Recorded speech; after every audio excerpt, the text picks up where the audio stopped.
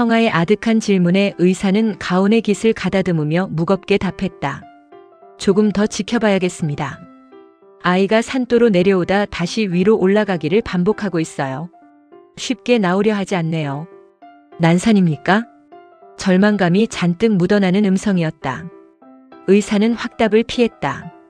꼭 그렇게 단정할 수는 없지만 경우에 따라서는요. 자연분만이 가능하겠지요? 간절함이 의사의 눈을 찔렀다. 의사는 최대한 그렇게 하려고 노력 중이라며 성아를 달랬다. 그제야 팽팽하던 긴장의 끈이 아주 조금 느슨해졌다.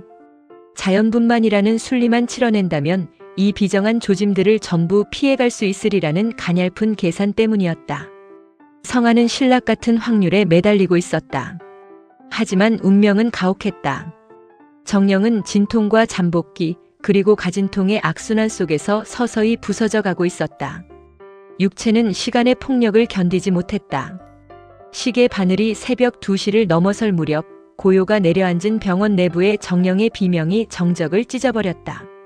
마치 이 거대한 도시에서 홀로 죽음의 강을 건너는 듯한 처절한 신음이 응급실의 백색광 아래로 흩어졌다. 하루를 온전히 집어삼킨 사투는 다음 날까지 이어졌다. 시간의 마모 앞에 아이는 여전히 기미가 없었다. 결국 의사는 비정한 선고를 내렸다. 오늘까지만 더 기다려보고 진행이 안 되면 제왕절개를 해야 할 것 같습니다. 그 말에 뇌리를 짓누르던 피로가 순식간에 증발했다. 칼날이 살을 찢고 들어오는 물리적 이미지가 성아의 시야를 강타했다.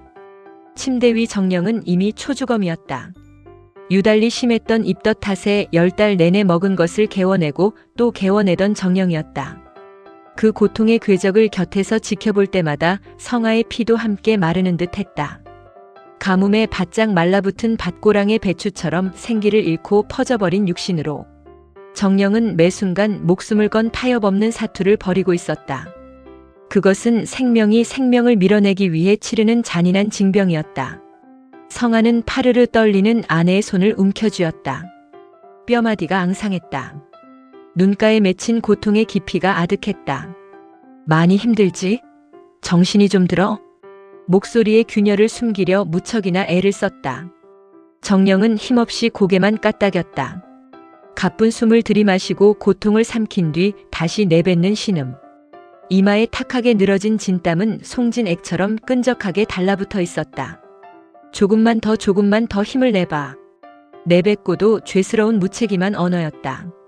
사선을 넘나드는 인간에게 고작 힘을 내라는 진부한 수사밖에 건넬 수 없는 아비이자 남편이라는 존재의 근원적 무력함. 안쓰러움과 죄책감이 가슴을 후려쳤지만 성아의 척박한 언어의 한계는 거기까지였다. 말은 육체의 고통을 구원하지 못했다. 오빠 너무 아파. 초점이 풀린 눈으로 성아를 응시하며 정령이 간신히 고통을 뱉어냈다. 성아는 정령의 손을 부서질 듯 쥐었다. 그래, 많이 아프지. 조금만 더 견뎌보자. 목구멍 아래서 뜨거운 덩어리가 울컥 치밀어 올랐다. 장모의 시선 앞에서 창피하게 눈물을 쏟을 수는 없었다.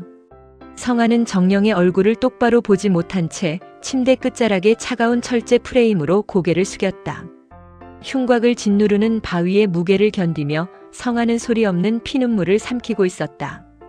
콘크리트 바닥 위로 야속한 초침 소리만이 서늘하게 울려 퍼졌다. 찰나의 고요를 깨고 정령의 몸이 활처럼 휘어졌다. 자궁의 격렬한 수축이 육체를 비틀어 올렸다. 배가 천정을 향해 기이하게 들어 올려짐과 동시에 복도를 찢는 비명이 터져나왔다. 아악! 비명에 반응하듯 의사가 황급히 뛰어들어왔다. 커튼 너머로 자궁을 들여다보던 그의 안색이 하얗게 질렸고 이내 간호사를 향해 수술실을 준비하라는 재촉이 떨어졌다. 정령을 실은 이동형 침대가 바퀴에 덜그덩거리는 요란한 파열음을 내며 수술실 안으로 미끄러져 들어갔다. 철문이 닫히고 붉은 수술등이 점등되었다. 사방이 다시 적막해졌다. 성아는 수술실 앞 복도를 괴종시계의 추처럼 불안하게 오갔다. 1분 1초가 영원 같았다. 수술실로 들어간 지 어느덧 5시간이 지났건만 새 생명의 탄생을 알리는 신호는 전무했다. 복도의 공기는 납처럼 무거웠다. 의자에 주저앉은 장모는 연신 가슴에 성호를 그으며 침묵의 기도를 올릴 뿐이었다. 그 무거운 침묵의 공간으로 정령의 이모와 고모 그리고 큰어머니가 도착했다. 마치 수술실이라는 비정한 전장에서 아내를 구하러 온 전사들처럼 그들의 늙은 얼굴에는 어떤 비장함이 서려 있었다.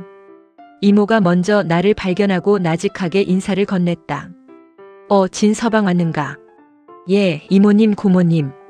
고개를 숙여 인사를 건네는 성아 앞으로 친척들의 우려 섞인 시선이 일제히 쏟아졌다. 그들은 장모를 둘러싸고 정령의 상태를 묻기 시작했다. 정령이 어떻소? 난산이요? 장모는 이미 기운이 다 소진된 얼굴로 힘없이 답했다. 모르겠어. 자가 진통을 너무 길게 혀. 큰어머니가 걱정스레 장모의 어깨를 감싸 안았다. 몸에 어쩔쓰까. 아직도 소식이 없는 것이제? 진즉 들어가서 아직까지 안 나오네요. 장모의 무덤덤한 대꾸 끝에 이모가 무거운 공기를 환기하려는 듯 성아에게 장난스레 한마디를 던졌다. 진서방이 평소에 너무 잘 챙겨서 그러지.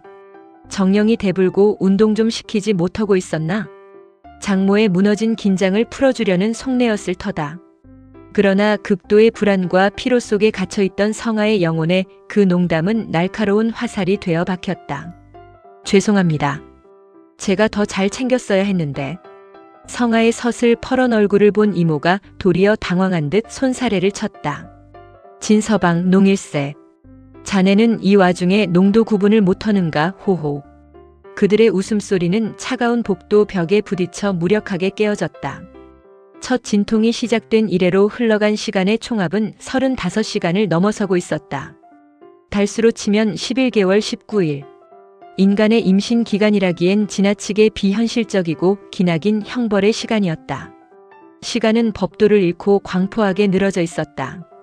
천정을 타고 수술실 밖으로 흘러나오는 정령의 간헐적인 신음소리 속에서 친척들은 전부 묵주를 쥔 채 기도를 시작했다. 성아는 오직 저 붉은 수술등만을 응시하며 입술이 터져라 깨물었다. 비릿한 피맛이 입안에 돌았다. 신이 있다면 이 잔인한 연옥의 터널을 끝내주어야 했다. 붉은 불빛은 꺼질 줄을 몰랐다. 응애. 그때 수술실 벽면을 타고 희미한 파동이 전해졌다. 환청이 아니었을까? 성아는 귀를 수술실 철문에 바짝 댔다. 응애. 다시 한번 울리는 나직하고도 명징한 울음소리. 순간 긴장으로 팽팽하게 당겨져 있던 전신의 신경이 탁 풀려버렸다.